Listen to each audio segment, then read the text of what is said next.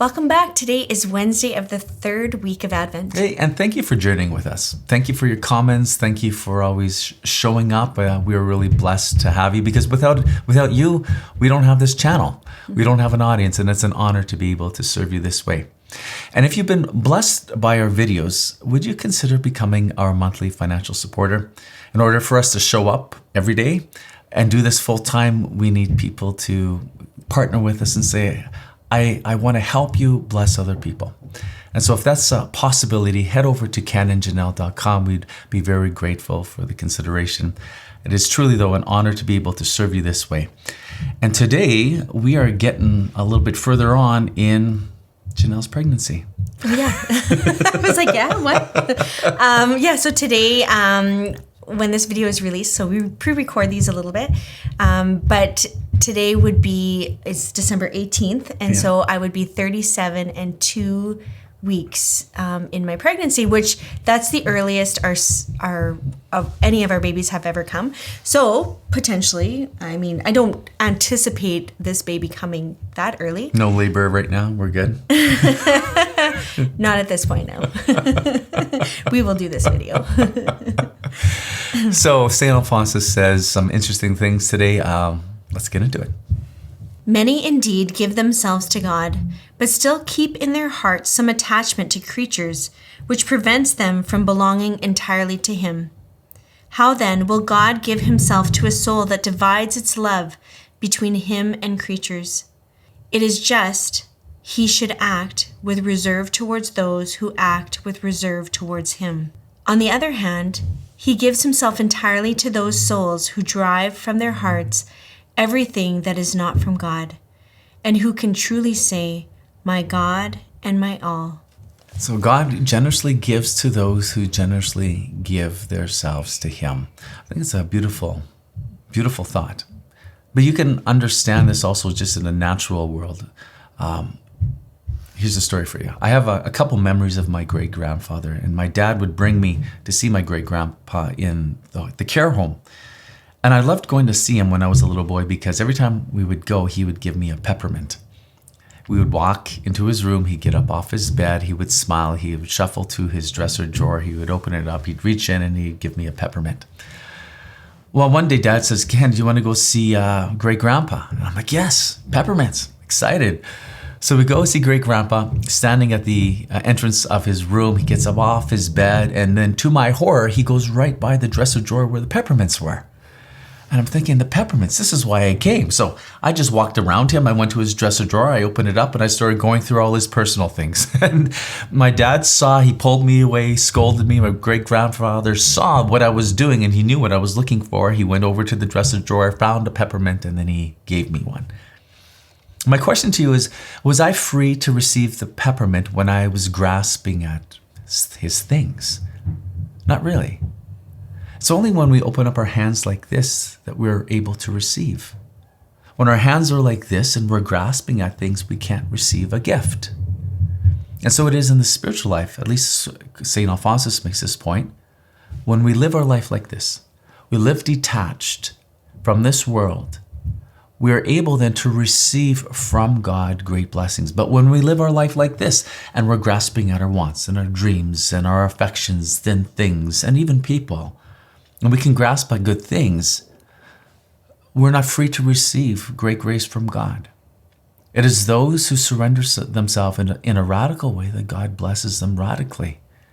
And who did this most beautifully and perfectly is Mary. She said, I am the handmaid of the Lord. Let it be done to me according to thy word. She was not grasping at her wants and her dreams and her hopes and her desires. They were all perfectly aligned, I suppose, to God. But I imagine that as a young girl, she had a picture of her future, and it didn't involve an unplanned pregnancy. But she laid her life down. Let it be done to me according to thy word. What's the picture you have of your future? Can you lay it down like Mary? And then what does God do? He comes and he blesses us with blessing that far exceeds the picture of the blessing that we have in our mind for the future. So I'd like to share with you 3 things that St. Alphonsus says regarding living like this, living, uniting our will to God. 3 practical considerations. Now, this is not taken from his daily sermons. This is taken from his book, Uniformity with God's Will. But I think what he says there fits perfectly with his message for today. 3 considerations when uniting ourselves to God's will. Number 1, in external matters. St. Alphonsus says, in times of great heat, cold, or rain, in times of famine, epidemics, and similar occasions, we should refrain from expressions like these. What unbearable heat! What piercing cold!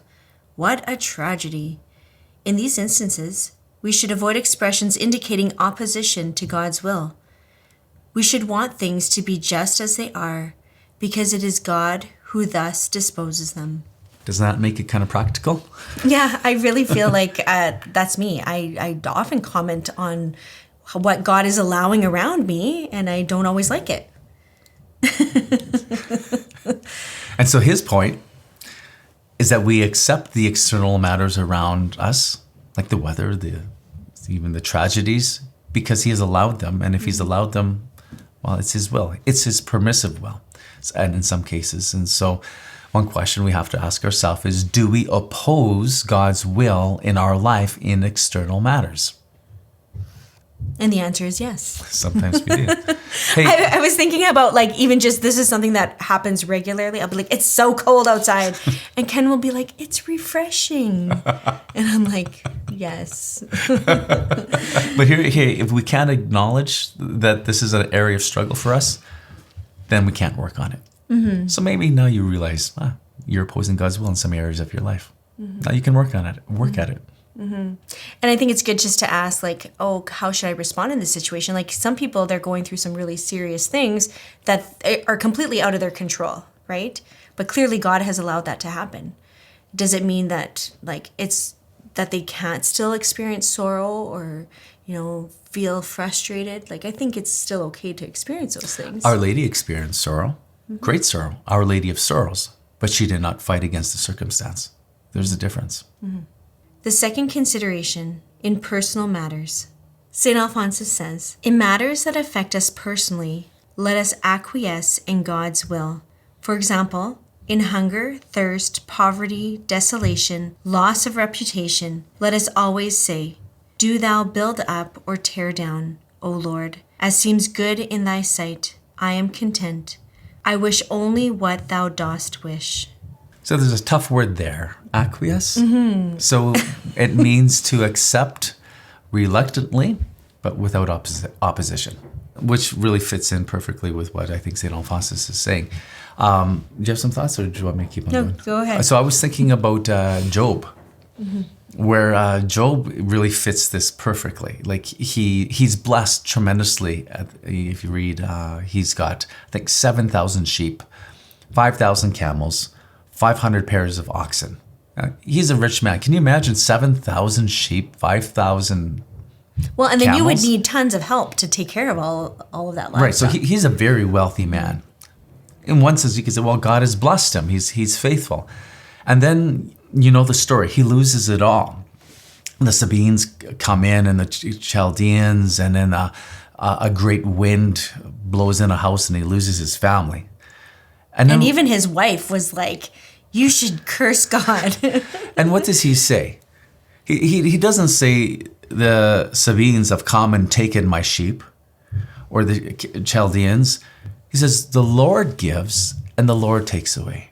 He didn't say the Lord gives and the Chaldeans take away. Isn't it Chaldeans? Oh, sorry, Chaldeans. Okay, well, just you know what I meant. Okay, Chaldeans. So he doesn't blame the tribes that came and raided him. He keeps his eyes on God. God gives and he takes away. And his response, which is the real challenge, blessed be the name of God. Mm-hmm. Blessed be his name. And so sometimes we wonder, well, what should be our response? That ought to be our response. When the rain falls or sun rains down on us, in prosperity or in adversity, the response to God in personal matters like this is the same. Blessed be God. Mm-hmm. And then the beautiful thing with Job is that God blesses his faithfulness to him. Well, that's the real important thing to remember, because we are a people of hope. And the sun will rise. Mm-hmm. How that looks like, we don't know. Maybe that great reward is in the next. Mm-hmm. Because that's really where our hope is. In the next. If all our hope is in this life, then when this life comes to an end, we've lost everything, because our hope is here. Our hope can't be here. The third consideration, inabilities and attributes. St. Alphonsus says, "Let us not lament if we suffer from some natural defect of body or mind, from poor memory, slowness of understanding, little ability, lameness, or general bad health. What claim have we, or what obligation is God under, to give us a more brilliant mind or a more robust body? Who is ever offered a gift and then lays down the conditions upon which he will accept it? Let us thank God for what, in his pure goodness, he has given us, and let us be content, too, with the manner in which he has given it to us." Do you want a robust body? Are you saying my body's not robust? What are you saying about my body? That I love you, just as you are. Good consideration here. Like, do we complain about our attributes and our abilities? Mm-hmm. Oh, I wish I was smarter. I wish I could sing better. I wish I wouldn't have these aches and pains in my body. My body was able to do this. I think we can all kind of relate with that. And St. Alphonsus is saying, we have to accept what God has allowed. It's not always all that easy. I know I get very frustrated with myself sometimes with my abilities, particularly... Oh, like fixing things? Oh, sorry. What? We'll cut that one out. Okay. Those abilities are kind of working with my hands. Yeah, you wish you were more like handy. That's right. I'm a hand. I say I have those skills, but they're just underdeveloped. I'm not very handy with my hands. But I was more talking about another deficiency that I felt more comfortable talking about. And it's your ability to read. Yeah, my ability to read. Yes, yeah. It may come to you as a surprise, but sometimes I really struggle reading. And even when I was a little boy, it was a huge struggle learning to read and to write. But even now, if I see a word, it might seem very obvious to you, the pronunciation of that word. But for me, it doesn't compute in my mind. And so I often will have to go to Janelle or go to Google and say, how do you pronounce that thing? And it's a source sometimes of embarrassment, because I'm before people publicly, and I can't pronounce sometimes when I'm reading a word. I get it wrong. Like Chaldeans. Chaldeans. Maybe some people pronounce it that way. Janelle has a real gift of building me up sometimes. But anyways, maybe you can relate. Maybe you have so for me, it's like reading something out loud. It's a real struggle. I got to learn to accept that. Okay? This is how I am, and this is how God has made me, and he's allowed this little struggle in my life. I mean, you might think it's a silly thing, but maybe you have other silly things in your life that you're like, I wish I had this ability and it was a little bit sharper in this area, for my memory would have been better, or I wish I could speak more clearly and articulate my thoughts in a clear and logical manner. Mm-hmm. We all have these things. None of us are gifted perfectly. And it reminds me of what St. Catherine of Siena heard from God the Father in her book called The Dialogue. God the Father said to her that he could have made us all self-sufficient. But he didn't, because he wanted us to need each other. And so we may perceive in ourselves deficiencies.